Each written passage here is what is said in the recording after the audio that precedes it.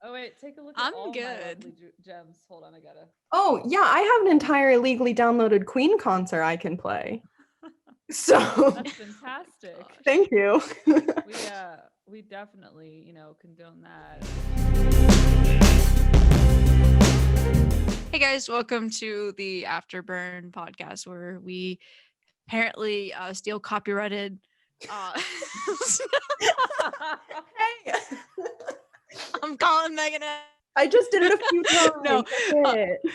this is where we talk about Afterburn, and we talk to cast members, and we talk about other random stuff that we somehow bring back to Afterburn to make it all make sense. So now we are in gallery view. We Cool. figured it out. Yay! I don't know what that means. Have you ever used Zoom, Emma? Okay, yes. Like I see all your I see all your I'm so miss sorry. you That guys was so so much. mean. Who am I? I'm Megan. I'm just here. All right, I'm Jose, and today we are joined by Emma Armstrong. We have two Emmas on this project. That makes it fun. Wait till the fight to the death. We'll find out who true Emma is. Me. Plot twist. Megan joins the cast. What? I wanted to. We talked about this last time that I recorded an episode. I wanted to be in the cast, but no. It's pretty It was solid. because we were filming for Evangel, and I couldn't have a girl-girl relationship. Oh, Evangel. You know how much I'm a fan of Rebellion. Oh wait, which character did you want to be? I wanted to be Dani because I wasn't part of auditions, but I mean, yeah, you tell it. Yeah, so you know how Ethan is Dani. Yes. Well, Ethan became Dani as a favor for me, because the guy that I originally gave the part to, he was like, "Yeah, I don't want this now," and I was like, "Okay."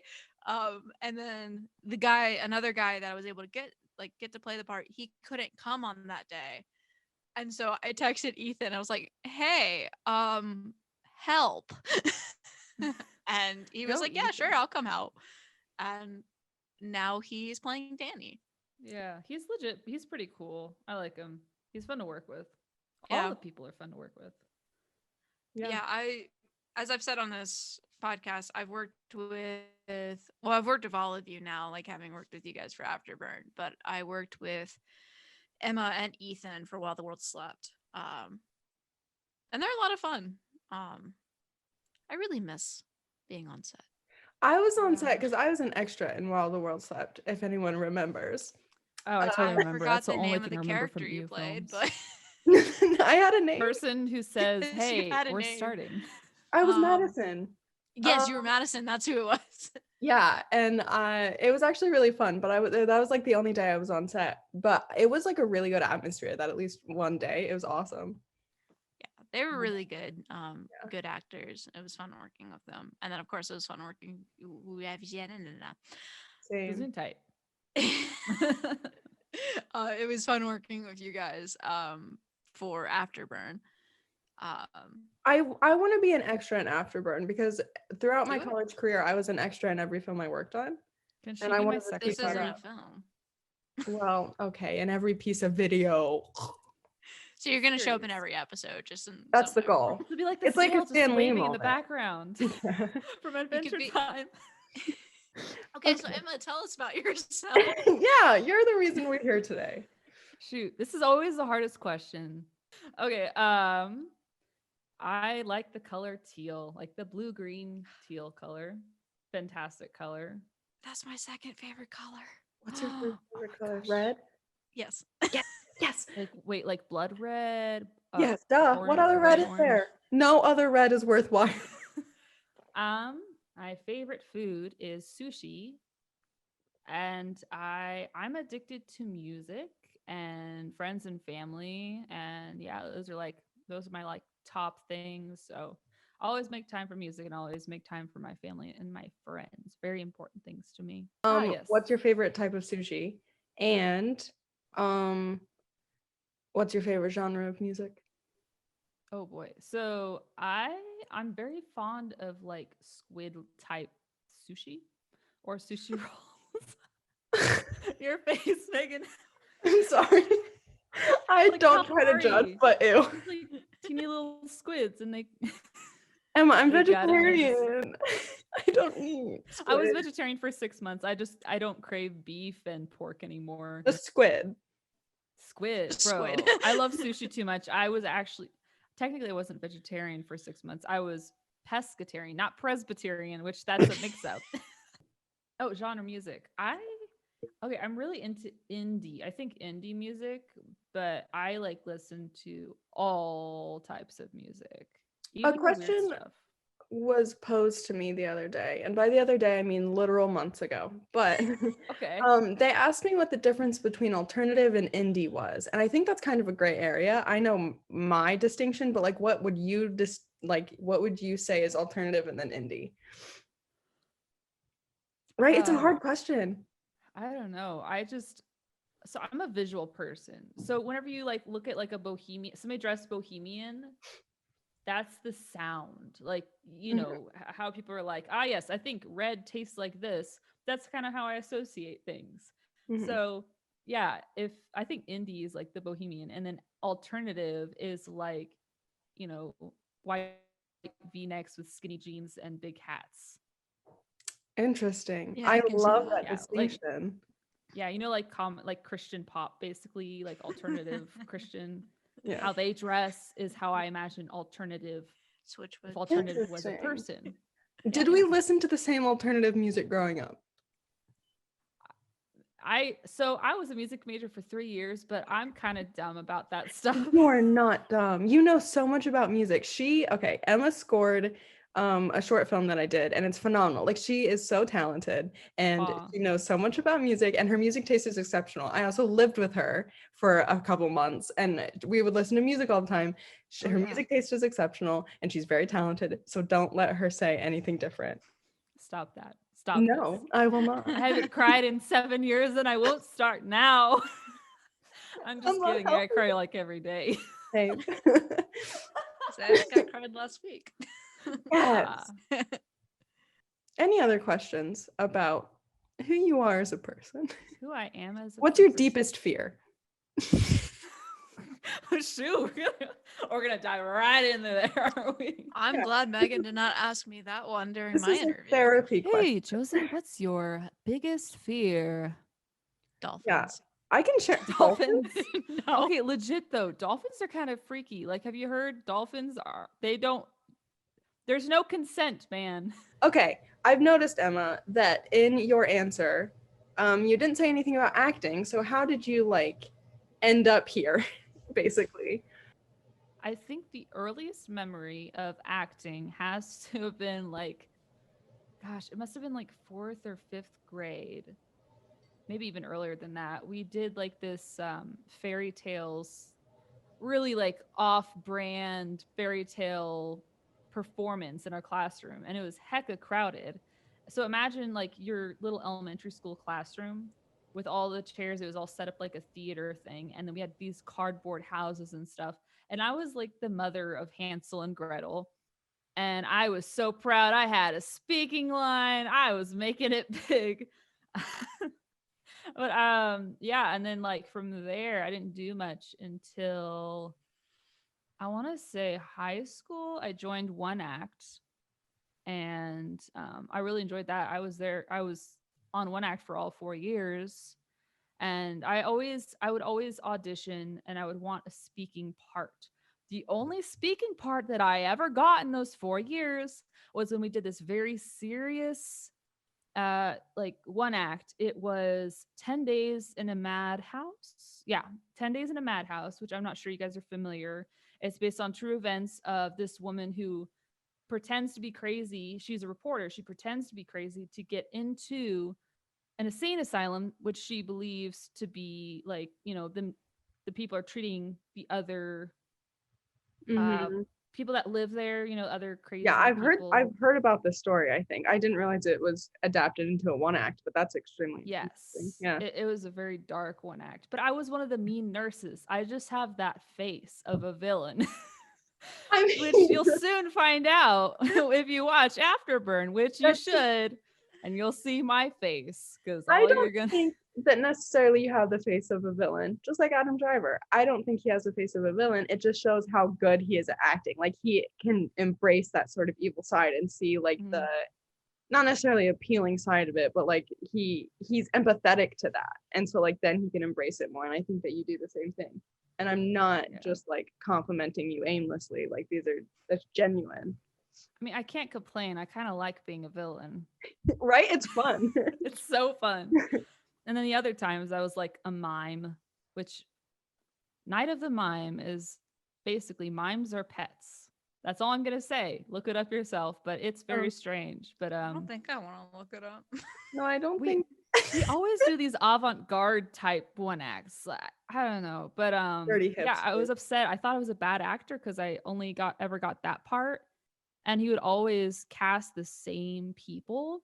And I'm like, I get it, they're great actors, but at the same time, some of these people, like some of my friends, I'm like, wow, these people would probably suit this character better than who you've chosen. And it was just, it's public schools, might have been biased, might have not been, I don't know. Biased. But yeah, but I'm happy. I'm so like happy to be like a huge part of this series, Afterburn, and being the villain on top of that. I mean, I can't wait.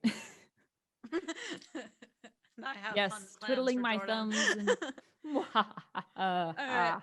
Well, speaking of Afterburn, we never established what your character's name is. And so who do you play on Afterburn? So I play the character Jordan Matthews. She's a really relatable character, I think. A little eccentric, but I think that's why I got the part, because I relate to her so much. Yeah, a lot of internal conflict and whatnot. Mood. Right. But okay, so you're playing Jordan. I guess, how do you get into like when we were filming Afterburn for my project, how did you get into, figuring out who your character was? Like, what was your whole process of understanding your character? It becomes easier the more I have figured out like background stuff, like home life, what kind of hobbies she's into, things like that, because you meet different types of people, and certain groups of people have different hobbies and they're very similar. So based on kind of those factoids, it kind of helps me develop the character. And I try to like convince myself that I am the person, because if it's not convincing to me, how am I supposed to convince the audience? Which I've heard that in like other from other like actual professional actors, and I've like watched YouTube videos.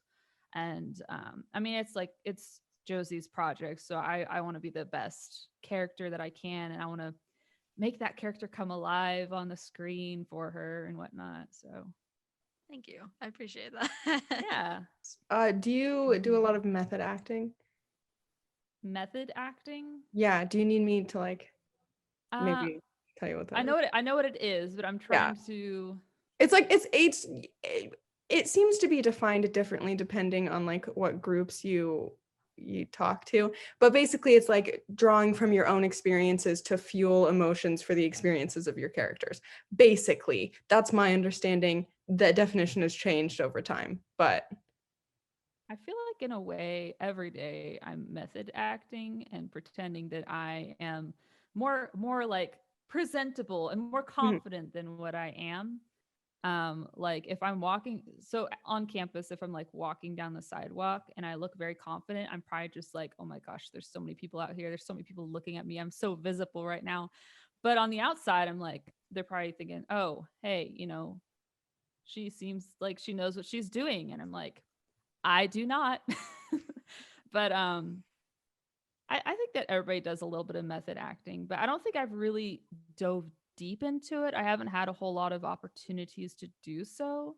Because like I said, in one act and stuff, I didn't think that I was that great of an actor, and it never looked like a career choice. It was just something fun to do and to like support my friends and all that stuff. So So you had one day on set with us, but you have done you did some stuff with EU Films, right? At Evangel? Yes, I was a cop in one of the most Inheritance.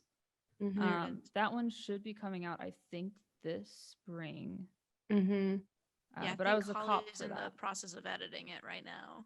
Yes. Yeah. She's been working on that for such a long time. And I have no doubts. Like initially, I had no doubts, but now that she's had so much time, I think it's going to be even better because Holly, she's talented. She's a powerhouse of a woman, let me tell you right She up. is. I feel like That's she Absolute could. powerhouse. I feel like she could be her own, like just her herself could be her whole production business. For company. sure. And like she has the drive for it too. Like she would never say no to that. She would be Yeah. like, yeah, I'm doing it. And then like do it flawlessly. It's very like Yeah, but she's also so nice. Like she is. She's the she's a sweetest thing in the powerhouse, world. but she'll pet your head and be like, "It's okay, sweetie." You She loves, know? yeah.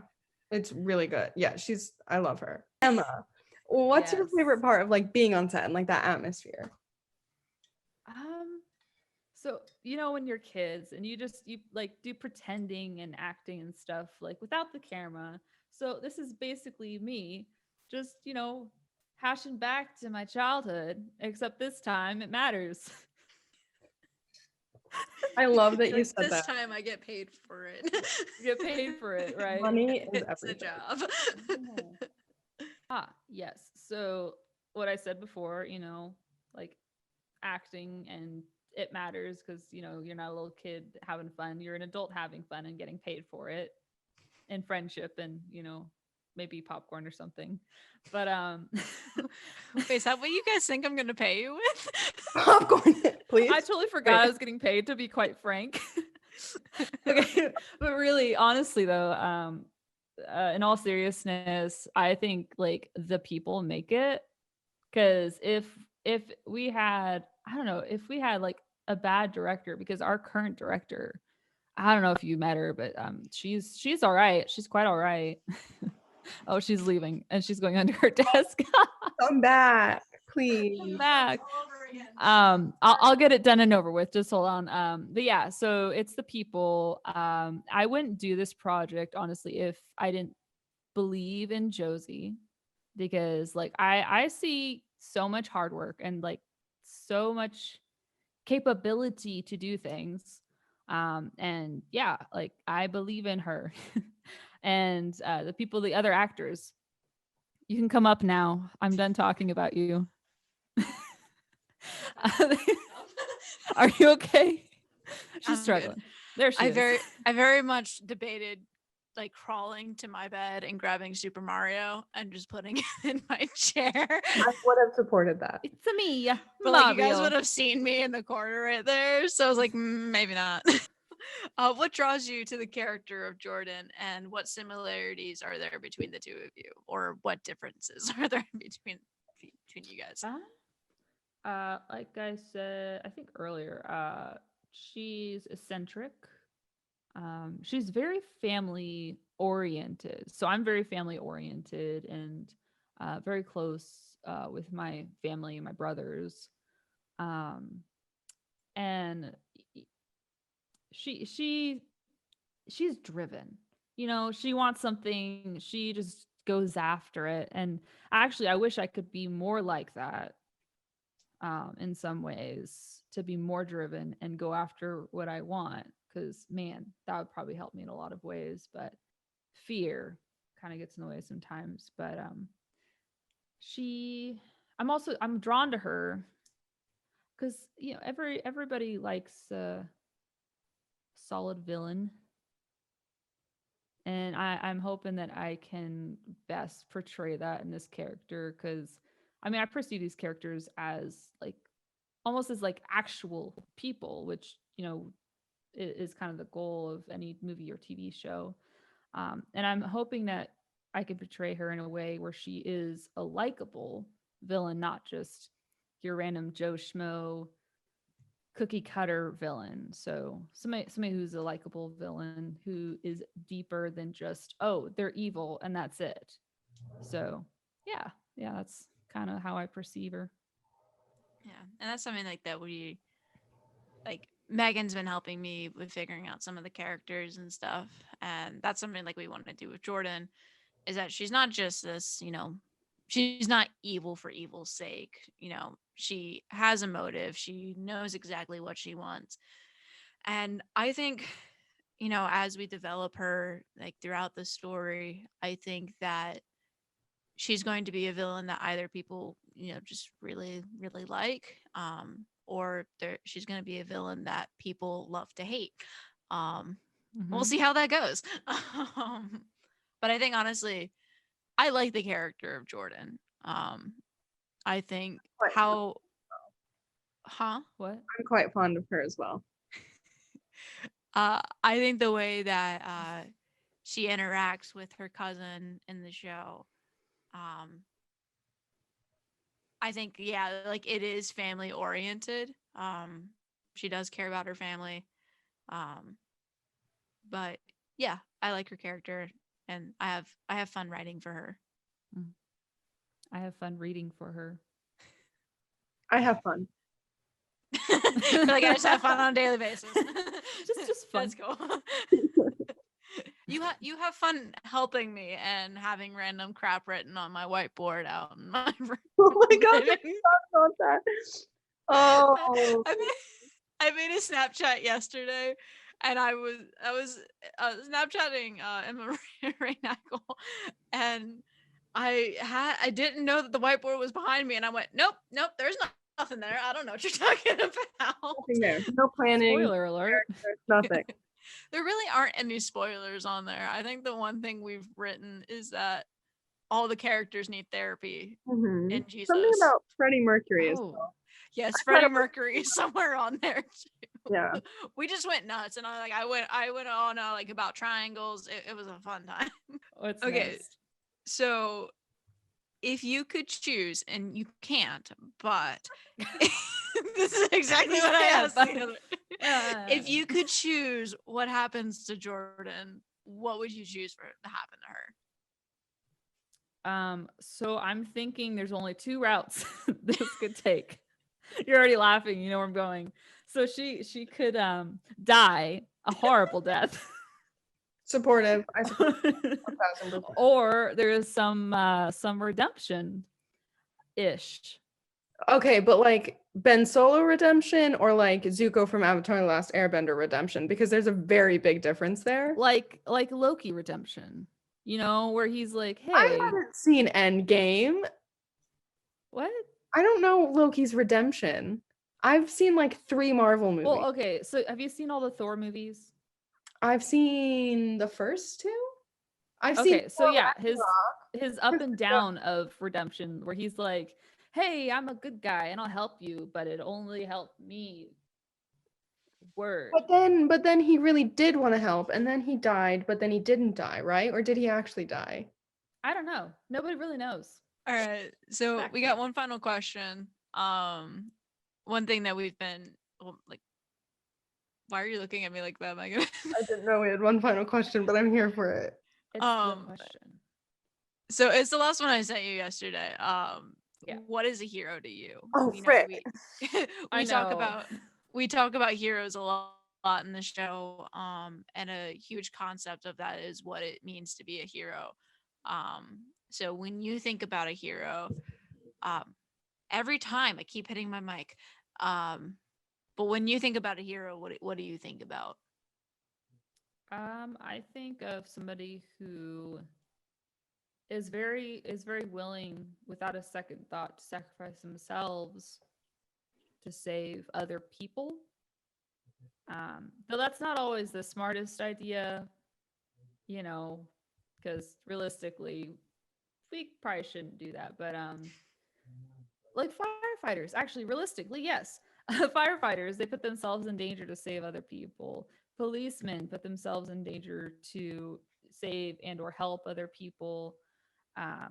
Wildlife, the wildlife folks, they like help animals and whatnot that are in very tough situations. So I mean, to me, that's a hero, is just putting themselves in harm's way so that others can get out of harm's way. Mm-hmm. I mean, I did think a lot about this question, but I think that's the most like compressed version that I can gift to you. Honestly, yeah, I think one of the biggest, because there are 12 characteristics of being a hero, and they range from like bravery to selflessness, to other ones that I can't think of right now. Cool. That's just my brain. Yeah. But I think one of the biggest things that when people think about a hero, they come back to that idea of someone who is selfless, somebody who is going to put their lives on the line to save somebody else who, needs their life to be saved. And I think like that's what we portray a lot in hero stories. But yeah, I think that's what a lot of people think when it comes to what is a hero. So yeah, sorry, it wasn't more drawn out and more words. No, you're good. I think even just the message of a hero being selfless, like, we're all Christians, and I think we take that from the fact that Christ was selfless and came to earth and sacrificed himself to save us, at least like according to the religion that we are all a part of, and I think it stems from the scripture. It's either John 15:13 or John 13:15. I get the numbers mixed up, but no greater love than than he who lays down his life for his own friends. And that's something that I have held close to me, and that's why I'm super protective of my friends, because I love them and I'm willing to do whatever I need to protect them. So yeah, I think a lot of it is like stemmed in scripture because we have a perfect example of what a hero is. And the biggest thing that we see is selflessness. So yeah. Solid, man. Totally radical. Well, Jesus was radical, so and I consider myself a bit of a radical. Huh? I said I like to consider myself a bit of a radical as well. Rad. Well, I think that's all our questions. Any closing remarks? Is there anywhere, any social medias that people can find you on? My music name is Dani MuSe, DANI space MUSE.